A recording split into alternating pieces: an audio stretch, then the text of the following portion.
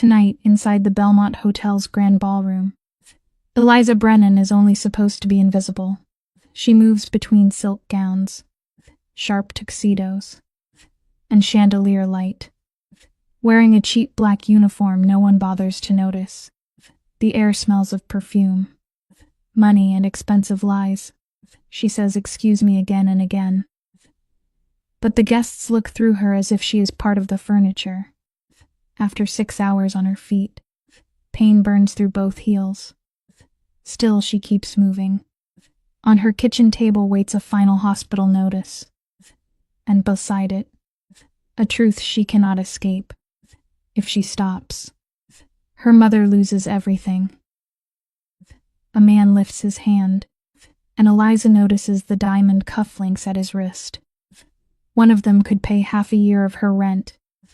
A moment later, Marco slips past her and whispers that the boss wants her in the VIP section. Her stomach tightens. The far side of the ballroom feels less like a party and more like a guarded border, watched by broad men who never smile. Desperate for air, Eliza glances toward the balcony doors. When the coordinator looks away, she slips outside. The cold night hits her face, and for one stolen breath, the noise and fear loosen their grip. Below her, the city stretches out in gold and black, beautiful from a distance, cruel up close. Eliza closes her eyes and lets her shoulders fall. Then a deep, accented voice cuts through the quiet. Should you not be working? She turns too fast, her heels sliding on the polished stone. In the shadows stands a tall man, a cigarette glowing red between his fingers. He carries a kind of authority the men inside only pretend to have. I'm sorry, sir, I was just...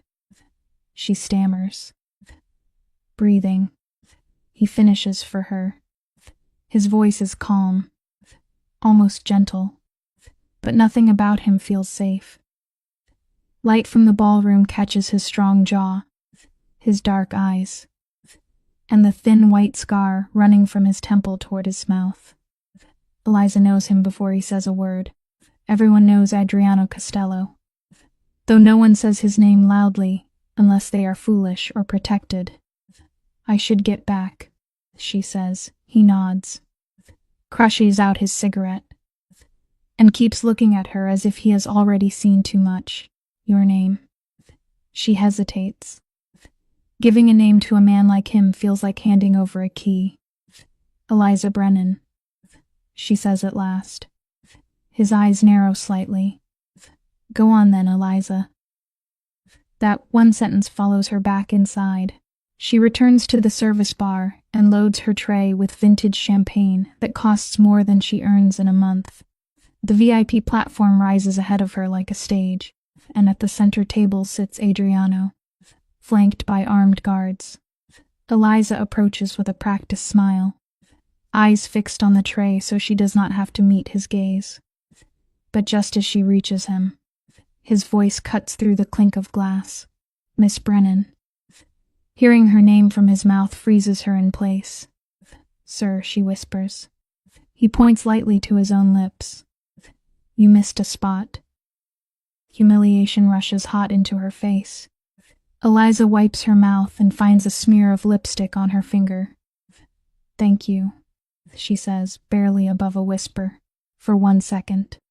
Something almost like a smile touches his mouth. She turns too quickly to escape, and her heel catches in the carpet. The world slows. She stumbles, overcorrects, and watches in horror as one glass tips from her tray, spilling champagne down the crimson dress of the woman beside Adriano. You stupid girl, the woman shrieks, springing to her feet. The entire room goes silent. Eliza reaches for a napkin, but the woman slaps her hand away. Don't touch me. You're fired. Vanessa vows she will make sure Eliza never works in the city again. Mrs. Winters rushes over with frantic apologies, but Eliza can barely hear her. All she can think about is rent, medical bills, and her mother's thin hands resting on hospital sheets. Then Adriano's voice cuts through the room. Quiet and cold. Enough, Vanessa. He does not raise his voice. He does not need to. Every person nearby obeys it. Accidents happen. Vanessa points at the ruined dress, furious, but Adriano's expression does not move. Mr. Reynolds will take you to have it cleaned.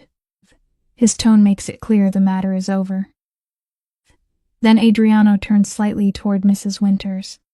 Your staff is exhausted. Perhaps Miss Brennan could use a short break. Mrs. Winters blinks, startled, then quickly tells Eliza to take 15 minutes. Eliza backs away, feeling Adriano's gaze between her shoulder blades. In the break room, she splashes cold water over her face and tries to steady her hands. Vanessa could still destroy her. This job is the only thing standing between her and disaster. But when she returns to the ballroom, expecting to be sent home, Mrs. Winters intercepts her with a pale, worried look. Eliza, you're wanted in the East Wing. Why? Eliza asks, her heart skipping. Mrs. Winters lowers her voice. Mr. Costello has requested your personal service for the rest of the evening. Cold dread spreads through Eliza's chest. What kind of service? Serving drinks to his private party. He offered triple your rate. Triple. The word lands like a lifeline and a warning at the same time. It could cover her mother's bills for a little while. It could buy groceries. Mrs. Winters offers to find someone else. But they both know no one refuses a man like Adriano. It's fine, Eliza says, hiding her fear. I'll go, Mrs. Winters swallows. Suite 512. Be careful. The East Wing swallows sound. The carpet is so thick, Eliza barely hears her own footsteps as she stops outside Suite 512. Her hand trembles before it reaches the door. Before she can knock. It opens. A security guard with a face like carved stone looks down at her. Miss Brennan. He steps aside. The suite beyond is so lavish it makes her own life feel impossibly small. Through enormous windows. The city glitters like cold diamonds. Adriano stands near the glass, owning the room without saying a word. When he turns, his dark eyes settle on her. And Eliza understands that one mistake has carried her somewhere she cannot easily leave. Miss Brennan, Adriano says, his voice low and smooth as he gestures her forward. Every step across the polished floor feels like crossing an invisible line. The room is heavy with things no one has said aloud. She does not know why he chose her. Only that her ordinary life has cracked open and left her standing before a dangerous man. He watches her not like a servant, but like a problem he intends to solve.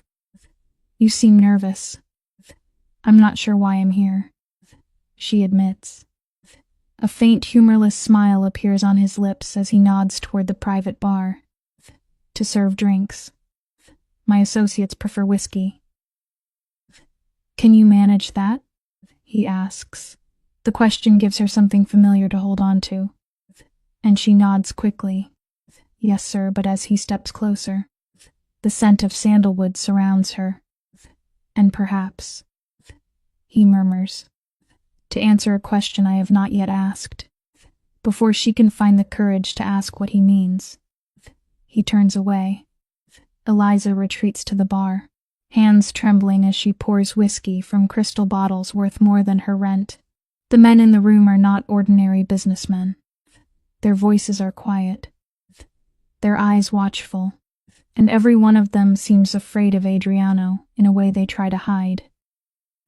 She moves through the room like a ghost, but no one truly ignores her. Conversations stop when she approaches and start again after she passes. She catches fragments of Italian, words about territory, shipments, and someone named Donovan. Then Marco, the same man who sent her to the VIP section, brushes her fingers on purpose as she hands him a glass. His smile is slow, cruel and far too familiar. Eliza pulls back and collides with a solid, warm chest. Sandalwood fills the air again. Adriano's hand settles heavily on her shoulder. "Marco," he says, his voice colder than the night outside. "Miss Brennan is here to serve drinks. Not to be touched." By midnight, the music from the ballroom has faded to a lonely piano far below. Eliza spends the next hour trying to disappear into the corners of the suite, hearing only broken pieces of conversation. Docks, warehouses, Donovan, but in a room full of predators, hiding is never enough. As the crowd thins, only Adriano, Marco, and 2 silent guards remain. Marco pats the leather cushion beside him. "Sit." Eliza hesitates. His expression hardens. "Sit down." The command strips away the last illusion that she has a choice. Adriano does not turn from the window. But the air changes. His attention sharpens like a blade. Eliza sits on the very edge of the sofa, keeping as much distance from Marco as possible. He sips his whiskey and lets his gaze move over her with slow, unpleasant interest. "Why is a girl like you carrying trays instead of sitting in some university lecture hall?" "I dropped out," she says, folding her hands together. She does not mention the hospital bills or her mother's fading health. Marco slides closer, liquor heavy on his breath, and catches her wrist hard enough to hurt. "I could help you," he says. "Don't be rude, before panic can take over." Adriano's voice cuts through the room. "The lady said no, Marco." Marco releases her at once, but the hatred in his eyes remains. "We were just talking." Adriano turns slowly from the window, his face unreadable. "Miss Brennan, would you join me?" It is not a request, but it feels safer than staying beside Marco. Relief and fear rise together in her chest as she stands. Behind her, Marco mutters a curse. Adriano dismisses him with cold contempt, saying Marco has no self-control and never will. Then he points toward a door at the far end of the suite. "Walk with me." Eliza glances toward the exit. Adriano notices, only to the balcony, in view of the cameras. It does not make her safe, but it makes refusing harder. They pass through a massive bedroom dominated by a heavy, elegant bed, but Adriano does not glance at it. He pushes open the glass doors and steps onto a private balcony high above the city. Cold wind rushes over them, giving Eliza her first real breath since entering the suite. Far below, headlights crawl along the streets, and beyond the city, darkness stretches toward the ocean. "Beautiful, is it not?" Adriano murmurs, his accent thicker now. "I have always loved this city, even when it tried to ruin me." Eliza keeps her distance, hands clenched at her sides. Then he says her first name. "Why did you have to drop out of university, Eliza?" "My mother got sick," she says. The familiar weight tightens around her chest. "Cancer insurance was never going to be enough." Adriano nods as if he already knew. A dark laugh leaves him. A civilized system, brutal in all the right places. His sharp gaze turns to her. "Your father." "Gone," she whispers. "He left when she was 12, leaving her to carry her mother's survival alone." She mentions treatments and shrinking options, but not the debt that keeps her awake at night. "Family is everything," Adriano says, and real anger flickers through his mask. Those who abandon it deserve contempt. The warmth vanishes from his face almost as quickly as it came. "What were you studying?" "Nursing," she answers with a bitter little smile. The irony hangs between them. She gave up a future in healing because she could not afford to save the person she loved most. To her surprise, Adriano gives a short, genuine laugh. Though there is little joy in it, he looks back over the city, Do you know my name? Everyone knows you. Mr. Costello, she says, pulse racing. Adriano, he corrects. And what do they say? When she does not answer, he does it for her. That I am a monster. Eliza understands then that honesty may be the only shield she has. I think people call others monsters when they do not want to understand how they were made, she says carefully. Sometimes survival pushes people into choices they never wanted. For a moment, his eyes widen, and something behind his armor shows through. The silence stretches until she can no longer bear it. Why am I really here? She asks. It isn't just to serve drinks. He turns back to the skyline. No, he says softly.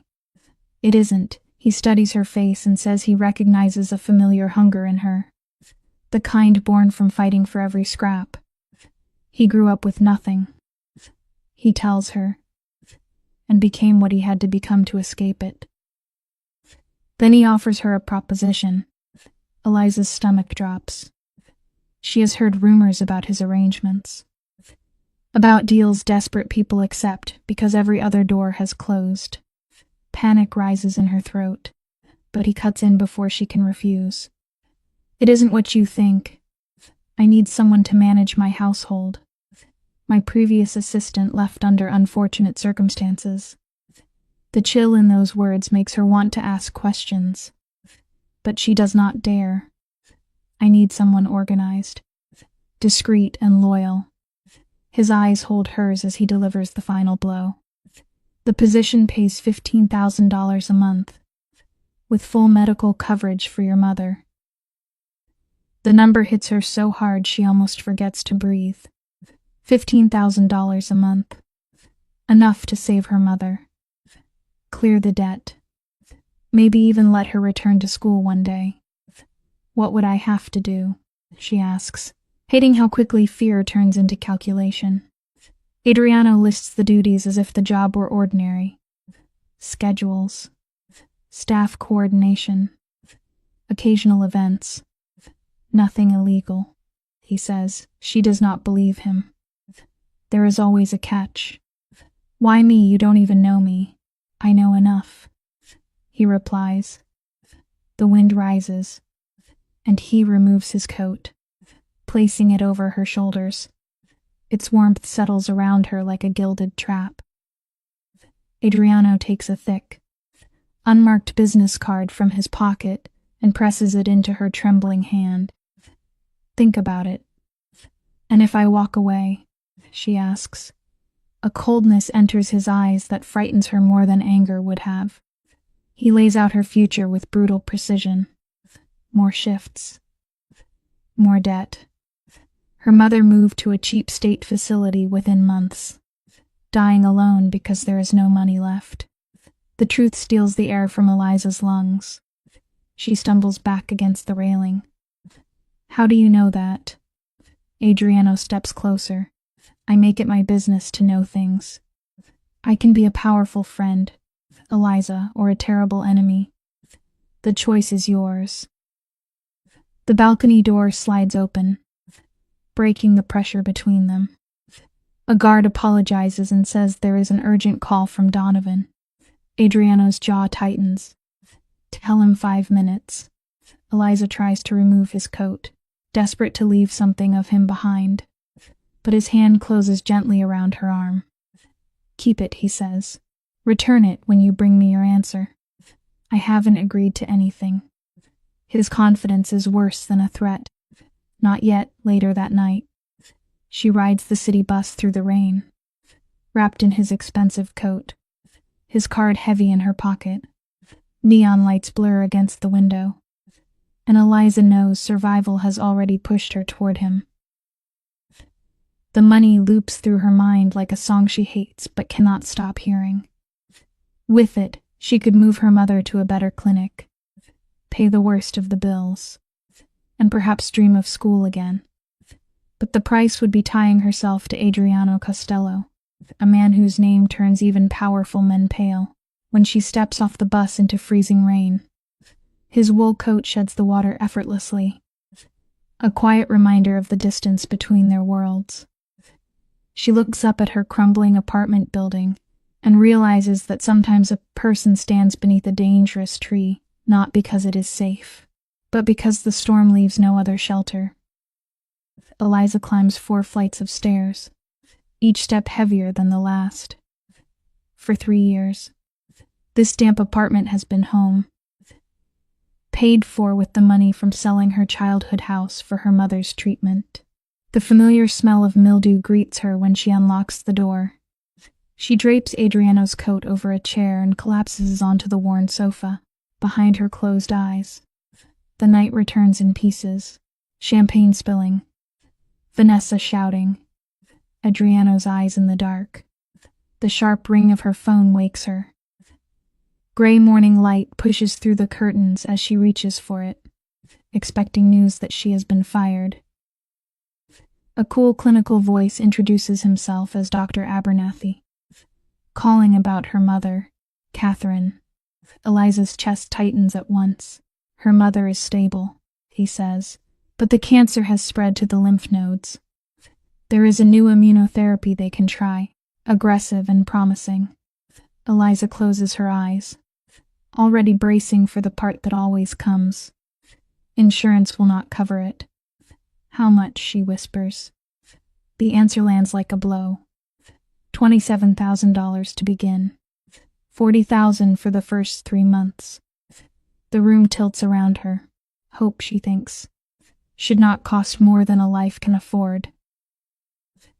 She promises the doctor she will find a way, and agrees to meet him at 3 that afternoon. After the call, she sits motionless, staring at Adriano's card where it rests in the pocket of his coat. One call could end the immediate terror of money, but it would bind her to a man she did not understand and could not control. She dresses in her only decent thrifted clothes and leaves beneath a hard gray sky. The care center smells of antiseptic, old sheets, and cheap food. Nothing like the life Adriano dangled before her. She pins on her visitor badge and walks to room 214, already knowing she is walking toward a choice between 2 kinds of pain. Her mother sits propped against white pillows, her once bright red hair now thin and faded. Illness has carved away so much of her strength, but her green eyes, the same shade as Eliza's, still brighten when she sees her daughter.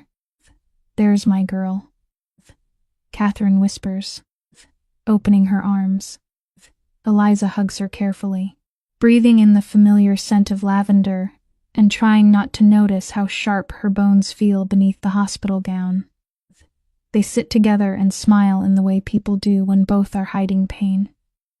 When her mother asks about the gala, Eliza forces a laugh and talks about wealthy guests, strange outfits, and harmless gossip. Eliza says nothing about the $40,000. Her mother is carrying enough. Soon Dr. Abernathy enters, kind as always, and jokes gently with Catherine before his expression changes. He makes a note on his chart and asks Eliza to step into the hall. She squeezes her mother's hand, then follows him out, already bracing herself. Once they are out of earshot, he speaks with painful honesty. The cancer is highly aggressive. Standard treatment is failing. The new therapy offers a real chance, but without insurance. The cost is severe. Then he lowers his voice and says, "We need a decision quickly." Eliza wraps her arms around herself, suddenly cold. "I'll find the money," she says, though she has no idea how. The doctor's eyes soften with pity. Assistance programs have long waiting lists, and Catherine does not have time to wait. The hallway seems to close around Eliza. "How long?" she asks. He hesitates, and that hesitation breaks something in her. 3 months, he says quietly. Maybe 4. 3 months. Unless she can somehow summon $40,000. Then he adds one final detail. A private clinic has one opening, but only for the next 48 hours. After that, Catherine's place will be gone. She returns to her mother's room, wearing a false smile, and promises to bring her favorite treats next time. After a gentle goodbye, she steps out into a cold downpour. By the time she reaches the bus stop, her mind has gone still.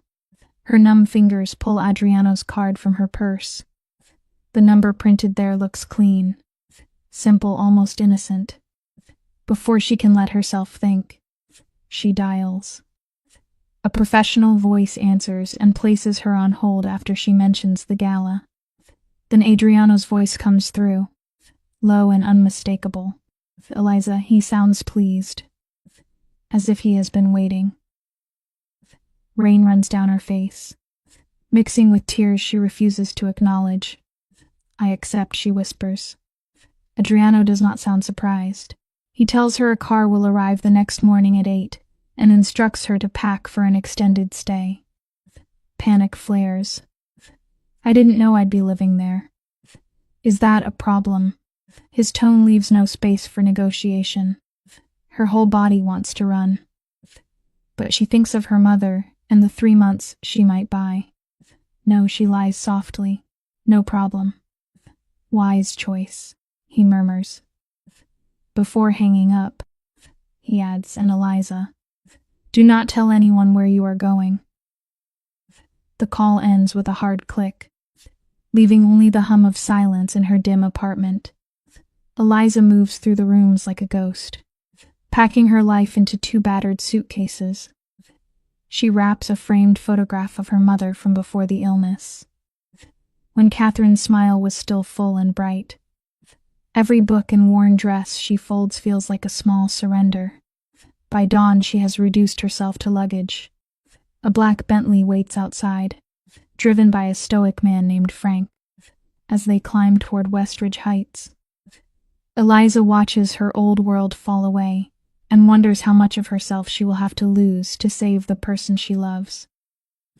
The tires crunch over the perfect gravel drive. High above the city, the Costello estate rises against the gray sky, a gray stone fortress with 3 cold stories, silent cameras, and armed guards at every approach. It is beautiful in the way a prison can be beautiful, when money has covered every bar in gold. From the massive oak doors steps Sophia, a woman carved from discipline.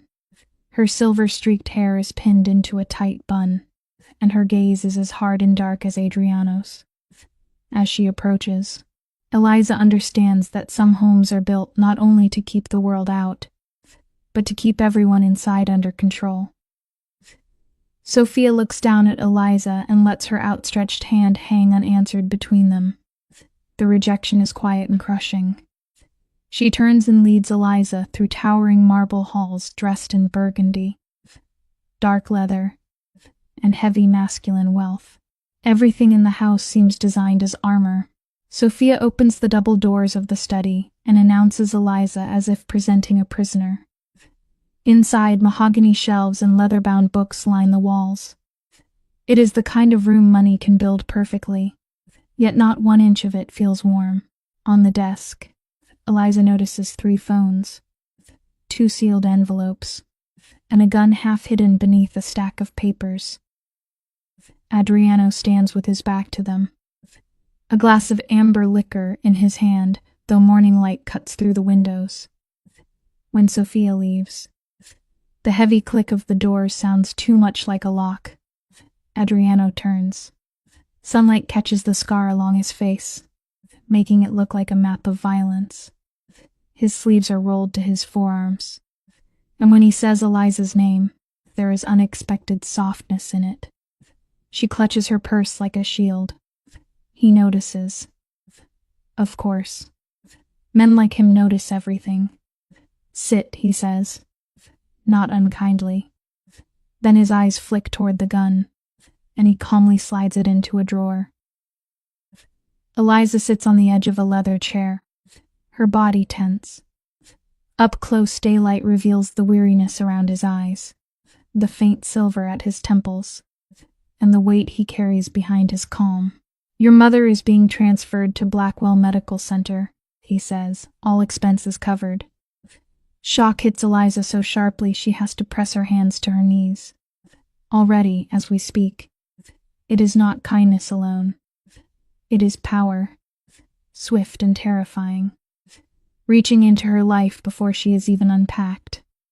Then he adds, her room is private. Her doctors answer to me now. Eliza does not know whether to thank him or fear him more. Thank you, she whispers. The words feel too small for what he has done. Adriano does not seem interested in her gratitude. What he wants is obedience. He explains her duties with cool, business-like precision. She will answer to Sophia until she learns the house. She will manage calendars, staff coordination, private schedules, and certain social obligations. He refers vaguely to other assistants who have come and gone through his world, and dread settles in Eliza's stomach. This is strictly business, he says, but the silence that follows feels far less simple. Then one of the desk phones flashes red. Adriano ignores it, but Eliza sees his jaw tighten. Heat rises to Eliza's face, and Adriano gives a quiet laugh, as if he has heard the fear she did not speak. Your virtue is safe in my care, Miss Brennan. The brief comfort dies as his expression hardens. He speaks of secrecy then. In this house, walls listen, staff observe, and a careless word can destroy more than one life. His eyes hold hers as the unspoken threat settles between them. One mistake, one loose word, and both she and her mother could pay for it. Eliza understands that some secrets are kept not out of loyalty, but because fear leaves no other choice. The red phone flashes again. This time, Adriano turns it face down. She forces herself to meet his gaze. I'll be loyal, she says, though terror twists in her stomach. Adriano studies her face for any sign of a lie, then finally nods. He calls for Sophia. But before Eliza can leave, he adds one more instruction. On Saturday, she will accompany him to a charity gala, not as his working assistant, but as his personal guest. The invitation sounds elegant, almost flattering, but Eliza feels the danger beneath it. Powerful men rarely blur boundaries by accident. Why me, she asks before she can stop herself. Adriano's eyes remain on hers. Because the people watching me need to understand that you are under my protection. As Eliza turns toward the door, Adriano says over his shoulder, "Welcome to the family." The words do not feel like an embrace. They feel like a sentence. Sophia leads her to the east wing, where a bedroom so grand it steals her breath waits behind carved doors. There is a massive soaking tub, silk sheets, and windows overlooking the estate. Sophia watches her reaction with thin lip. The last assistant had a smaller room, she says, at once. The ghost of that unknown person fills the beautiful space. Eliza looks around and understands that a cage can still be a cage, even when it is lined in silk. Sophia leads her through the sprawling estate, explaining that Adriano wakes at 7 and expects his briefing at exactly 7:30. The house is a maze of wealth, silence and rules. The west wing is forbidden unless the world is ending. Outside, the manicured lawns give way to thick woods and a guarded perimeter where armed men have orders not to hesitate. By the time Eliza returns to her room, her head is spinning. She is trapped in a golden cage, watched from every side. She chose this. That does not make it feel any less like a prison. Then she notices a small camera above the hallway mirror, pointed straight at her door. Within days, Eliza is drowning in rules. Adriano's coffee must be black with 1 sugar. Breakfast is served at 8. His study must have fresh flowers, unscented, never lilies. Sophia observes Eliza's plainclothes with open disdain and informs her that a car will take her shopping. A private account has been opened under Mr. Costello's name. Because her current wardrobe is unacceptable, Eliza tries to refuse, but Sophia cuts her off. Your appearance reflects your employer. Eliza swallows her pride.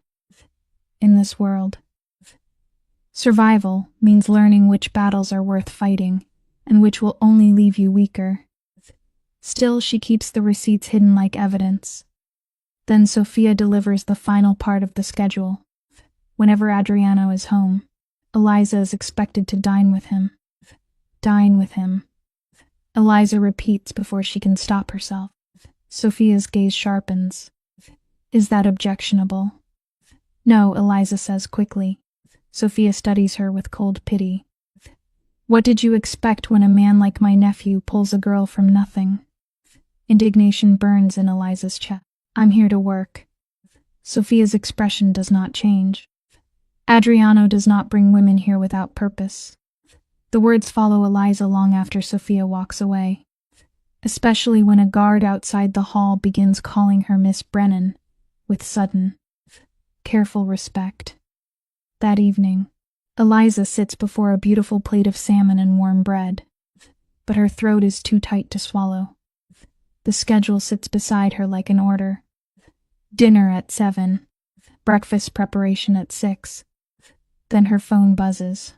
A message from Dr. Abernathy confirms that her mother has been safely transferred to Blackwell Medical Center. Adriano kept his word. Just a day ago, Eliza was serving champagne to strangers who did not know her name. Now she is inside their world, wearing their clothes, eating their food, and wondering whether the hand that pulled her from deep water is strong enough to hold her under. In the mirror, she barely recognizes herself. Fine silk, sharp wool, and a black card with Adriano's name have turned her into a stranger. Wealth in this house is quiet, heavy, and everywhere. Slowly, Eliza learns the rhythm of her new life. She manages calendars, screens tense phone calls, coordinates staff, and keeps Adriano's complicated world moving. He is demanding and precise, but a brief nod of approval from him can make her heart stumble. That frightens her more than his anger might have. At dinner, they speak of books and music like equals, and for an hour she can almost pretend the chains are only jewelry. Adriano carries his shadows with a strange elegance. With her, he is a man of dark wine, old poetry, and careful manners. He keeps the bloodier parts of his empire away from their polished evenings, but the truth still leaks through. Sudden silences when she enters a room. Large men in dark suits, midnight guests with guarded faces. Yet when she visits her mother at Blackwell and sees the bright room, the advanced monitors, and the color slowly returning to Catherine's cheeks, the darkness becomes easier to excuse. Eliza learns something bitter about the heart. A monster is easier to tolerate when his shadow keeps someone you love warm. Her mother's fragile hand squeezes hers, eyes full of wonder and worry. How can we afford this? Catherine asks. Eliza tells the lie she has practiced. She has an excellent job with remarkable benefits, working for a man named Adriano Costello. The name cools the room. Catherine whispers that she has heard rumors, dangerous ones, and begs her daughter to be careful. Men like that never give anything for free. The warning settles beside Sophia's words in Eliza's mind. But as she looks at the medicine keeping her mother alive, she knows she would pay almost any price for more time. Then Catherine asks, "Are you safe?" Eliza cannot answer quickly enough. Before the charity gala, Eliza stands before a tall mirror in deep emerald silk. Her eyes look older, colder, more polished than she feels. A soft knock interrupts her thoughts. When she opens the door, Adriano stands there in a black tuxedo, sharp and striking, his dark eyes fixed on her. For once, warmth enters his face without being hidden. You look beautiful, he says. The compliment makes her blush, and she hates how much she wants to believe it. Soon they enter the grand hall of Blackwell Medical Center, surrounded by diamonds, soft violin music, and the quiet cruelty of high society. Somewhere upstairs, her mother is sleeping. Not long ago, Eliza carried drinks for people like this. Now she walks among them on Adriano's arm. The crowd whispers her name, their polite smiles hiding calculation. A wealthy woman covered in diamonds, Mrs. Hartwell, asks what exactly Eliza does for him. Adriano's hand settles at the small of Eliza's back. Firm and possessive, she manages my personal affairs, he says, his voice smooth and final. The woman's knowing smile makes Eliza's cheeks burn. Then Eliza notices something strange. Mrs. Hartwell glances toward the hospital elevators, then to a man in a gray coat who should not be there. To them she is his latest acquisition, a pretty object to be displayed and eventually discarded. But Eliza is not only watching their faces now, she is watching their hands. The man in the gray coat slips past a nurse carrying a sealed envelope addressed to Adriano, and his fingers brush the nurse's cart too deliberately. Eliza's old nursing instincts wake at once. The medication tray is wrong. One vial has no hospital label, only a strip of silver tape. Adriano notices the tension in her shoulders. You're uncomfortable. No, she whispers, eyes locked on the cart. Something is wrong. Adriano opens the envelope just enough for Eliza to see a photograph inside. Her mother's hospital door. Room 214, taken that evening. Eliza's blood turns cold, but she does not freeze. She grabs Adriano's wrist before he can speak. The cart, she says. That vial doesn't belong here. Across the room, Vanessa stands in a crimson dress, her smile sharp as broken glass. Adriano follows Eliza's gaze and murmurs, Vanessa Moretti, Marco's sister. Eliza thought the champagne incident was behind her, but the past has walked straight into the room, carrying her mother's life in its hands. Vanessa approaches with graceful, deliberate steps, her red dress trailing like a warning. She greets Adriano with hollow warmth, then turns her icy gaze on Eliza. The server, she says, smiling softly enough to make the insult worse. Adriano does not move. My assistant, he corrects. Vanessa's eyes flick toward the elevators. Blackwell takes such good care of fragile things, doesn't it? Eliza's stomach drops. But this time fear sharpens instead of weakens her. She steps closer to Adriano and whispers, Room 214. Now Adriano's hand tightens at her waist. Careful, Vanessa. He murmurs, Your jealousy is becoming expensive. The chandelier throws a cold shadow across Vanessa's face. I could never be jealous of someone like her. Adriano's gaze does not waver. You will show Eliza the respect she deserves, unless you would like your brother to lose more than his position. Vanessa pales, but Eliza is no longer listening. She sees the gray-coated man step into an elevator with the nurse's cart. Without waiting for permission, she moves.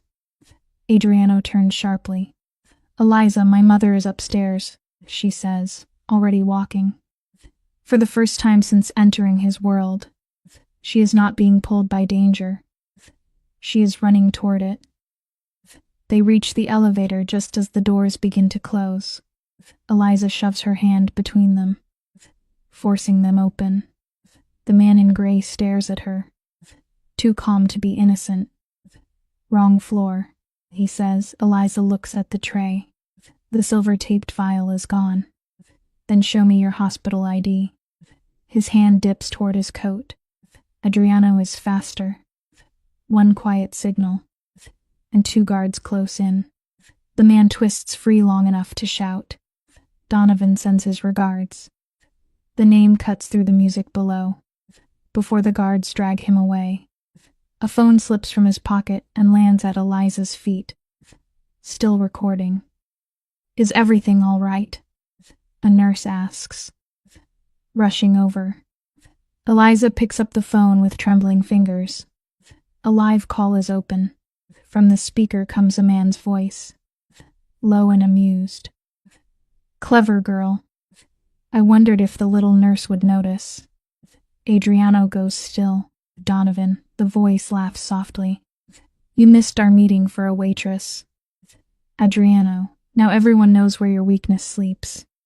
Eliza feels the world narrow to one point. Her mother's door down the hall. Adriano looks at her once, then at his men. Move Catherine now.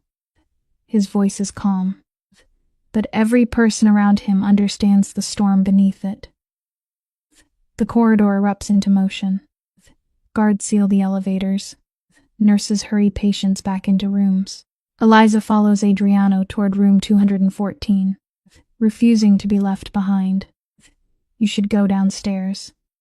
He says no. Her voice shakes, but she keeps moving. I know her medication. I know her chart. If someone touched anything, I can tell. Inside the room, Catherine sleeps under a thin blanket, pale but breathing. Eliza checks the IV line, the label, the dosage. Every small detail her unfinished nursing training still remembers. Then she sees it. The saline bag has been switched. Her hand snaps to the clamp. Stop the line. Adriano moves before anyone else understands. He clamps the line shut and calls for Dr. Abernathy. Catherine stirs weakly, confused as Eliza holds her hand and lies with a steady voice. You're okay. Mom, you're safe. A guard brings in the gray-coated man, his face bruised from the struggle but still smug. Adriano stands over him with a coldness that drains the room of warmth. Who sent you? The man smiles. Ask Marco. The name lands like a blade. Eliza looks up, and the pieces connect at once. Vanessa's smile, Marco's anger, the photograph, the wrong vial. This was not just Donovan. It was betrayal from inside the house. Back at the estate, Adriano stands in the grand foyer like a man holding back war with his bare hands. Marco is already there, dragged in by 2 guards, his expensive shirt torn at the collar. Vanessa stands near the staircase, no longer graceful, only frightened. On the table lies the phone Eliza found, the photograph, and the silver-taped vial. Discretion in my house is not courtesy, Adriano says quietly. It is survival. Marco spits that Eliza made Adriano weak. Eliza steps forward before Adriano can answer. No, she says. I made you careless. You thought I was just a frightened girl. Weeks of fear, silence, and watching have taught Eliza more than anyone guessed. She points to the phone. You used Vanessa to deliver the photo. You used Donovan's man to get into Blackwell. And you counted on me standing still, because everyone here trained me to be afraid. Marco's smile falters. Sophia, freshly returned from Italy, watches from the doorway with unreadable eyes. Adriano's gaze stays on Eliza, not with possession now, but with something closer to respect. Then the phone rings again. Donovan's name appears on the screen. Adriano reaches for it, but Eliza stops him. Let me answer. The room goes silent. Eliza's hand shakes, but she accepts the call and puts it on speaker. Donovan's voice slides through the line. Is your little mother still breathing? Eliza feels Adriano go deadly still beside her. She is, Eliza says. And your man failed, because you underestimated a woman you never bothered to know. Donovan laughs, but the sound is thinner now. Tell Costello this is only the beginning. No, Eliza says, surprising even herself. You tell him yourself when the recording of this call reaches every man you tried to threaten tonight. She looks at Marco, including the one who sold you the door. Marco lunges, but Adriano's guards force him to his knees before he reaches her. Vanessa cries that she did not know Catherine would be hurt. Eliza looks at her without pity. You knew enough. Adriano orders Marco removed, then turns to Eliza with worry shadowing his eyes. She should feel triumphant. Instead, she feels the weight of what she has entered. Antonio, the previous assistant, the one who had turned informant for the government, suddenly makes terrible sense. Antonio betrayed you, she whispers, to federal agents. Adriano's expression tightens.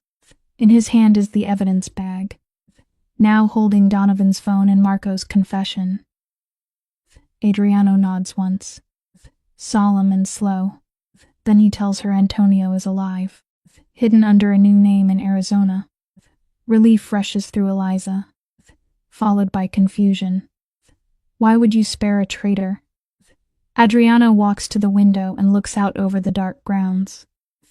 Antonio was young, he says, and terrified. His family had been threatened, just like hers. Adriano couldn't keep in his world, but he would not kill a man for trying to protect the people he loved. Then he looks back at the evidence on the table. Marco will not receive the same mercy. He had a choice, and he chose my enemy. Eliza studies his profile in the moonlight, trying to fit this mercy beside the violence in his name. Why are you telling me this? He turns back to her, and for once his eyes do not hide behind power. Because tonight you saved your mother without asking me to do it for you. Because you saw what others missed. And because you deserve the one thing I never gave you honestly. His voice softens. A choice. Then he does what frightens her more than any threat. He offers to let her go. Her mother's treatment will continue, he says. The debt will remain paid. She can leave at dawn, and he will not stop her. For a moment, Eliza cannot speak. The choice she never truly had is suddenly lying in her hands, real and terrifying. Adriano stands very still, as if the answer might wound him. I will protect you from a distance, he says, but if you stay with open eyes. Donovan will not forget you. My enemies will test you, and I may not always be able to keep the blood away from your door. His honesty shatters the last of her defenses. Eliza sees the criminal, the protector, the lonely man beneath the name everyone fears. I see you, she whispers. And I'm not running. He cups her cheek, her name rough on his lips, and she closes the distance. Their kiss is hungry, breathless, and full of everything they have refused to say. When Adriano rests his forehead against hers, he asks if she understands what this path will cost. Eliza does. It means danger, loyalty, enemies, and a life where safety is never guaranteed. But for the first time, she is not choosing because poverty cornered her, or because fear left no door open. She is choosing with the truth in front of her. Looking into his dark eyes, she whispers, I choose you. Adriano, all of you. A real smile breaks across his face. Then I am yours, he says. The girl who once served champagne is gone. In her place stands a woman who saw the storm coming and stepped forward anyway. Every Mafia boss story is not only about power, money, revenge, or fear. Beneath the violence and darkness, there is often a painful human lesson about choices, consequences, loyalty, family, and the price of ambition. This story reminds us that no matter how powerful a person becomes, no one can escape the truth forever. Hundreds of people, and make others tremble at the sound of his name. But if his heart is empty, his victory is never complete. The mafia boss in this story represents a man who built his life on control. He believed that fear was stronger than love, that silence was safer than honesty, and that power could protect him from pain. For years, he may have won every battle in the streets, in business, and among his enemies. But the most important battle was never outside him. It was inside his own heart. That is where he truly lost himself. One of the most meaningful lessons from this story is that power without morality becomes a prison. Many people dream of becoming rich, respected, or feared. They think success means having control over others. But real success is not measured by how many people obey you. It is measured by how many lives you protect, how much peace you create, and how much good remains after you are gone. The mafia boss had money, influence, and protection, but he did not have peace. His life shows us that a person can be surrounded by luxury and still feel completely alone. Another important lesson is that loyalty is valuable, but blind loyalty can destroy lives. In the world of crime, loyalty is often treated like the highest law. People are expected to follow orders without question. Never mean giving up your conscience. A loyal person does not simply protect someone else's secrets. A loyal person also has the courage to stop someone from destroying themselves. This story teaches us that loyalty without honesty is dangerous. Real loyalty should be connected to truth, respect, and moral responsibility. The story also shows the heavy cost of revenge. Revenge often feels powerful in the beginning. It gives a person the illusion that pain can be answered with pain, but revenge rarely heals anything. Instead, it creates a chain of suffering that keeps growing. One act of revenge leads to another. One betrayal leads to another. In the end, everyone loses something. The mafia boss may have believed that revenge would restore his honor, but what it truly did was steal his humanity piece by piece. This is a powerful reminder that forgiveness is not weakness. Sometimes, forgiveness is the strongest decision a person can make because it breaks the cycle of hatred. Family is another central lesson in this kind of story. Many mafia bosses claim they do everything for family. They say they commit crimes to protect the people they love. But protection without honesty can become another form of harm. A family does not only need money or security. A family needs trust, emotional safety, and love that is not poisoned by fear. If a father, husband, brother, or son becomes powerful but loses the ability to show tenderness, then his family may live in a beautiful house, but still feel trapped inside it. This story reminds us that children and loved ones often pay the price for the choices of powerful men. The mafia boss may think his decisions only affect his enemies, but every secret, every violent act, and every betrayal leaves a shadow over the innocent people around him. That is why one of the strongest educational messages is this: before making a decision, we must ask ourselves who will suffer because of it. A selfish choice may bring temporary success, but it can create long-term pain for the people we love most. Another meaningful point is the danger of pride. Pride can make a person refuse to apologize, refuse to change, and refuse to admit they are wrong. The mafia boss may have spent years believing that saying sorry would make him look weak, but in reality, the ability to apologize is a sign of strength. It takes courage to face the damage we have caused. It takes maturity to admit that we hurt someone, and it takes true character to change before it is too late. The story also teaches that redemption is possible, but it always requires sacrifice. A person cannot simply say they have changed. They must prove it through action. Redemption means accepting responsibility, protecting the innocent, telling the truth, and sometimes losing everything that was built on lies. For a mafia boss, redemption may mean walking away from power, exposing corruption, saving someone he once endangered, or choosing love over control. The path to redemption is painful because it forces a person to confront the worst parts of themselves, but it is also the only path that can lead to peace.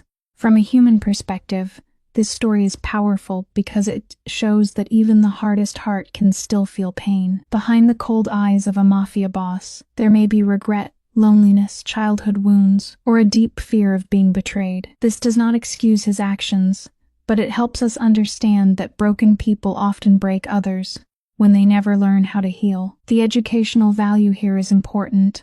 Pain should not become an excuse to hurt people. Instead, pain should become a reason to grow, to seek wisdom, and to choose a better path. For viewers, the lesson is not to admire the criminal lifestyle, but to understand its emptiness. The suits, cars, mansions, and power may look attractive from the outside, but behind them there is often fear, guilt, and loss. A life built on violence can never bring true happiness. A life built on lies can never bring true freedom. And a life built on fear can never create real love.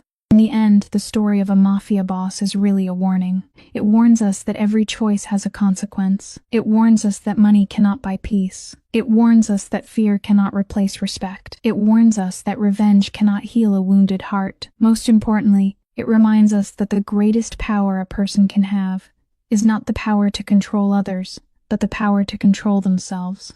The deepest lesson is simple but meaningful. Choose character over pride, love over control, truth over silence, and forgiveness over revenge. No matter how dark a person's past may be, change is possible when they are willing to face the truth. But the longer someone waits, the higher the price becomes.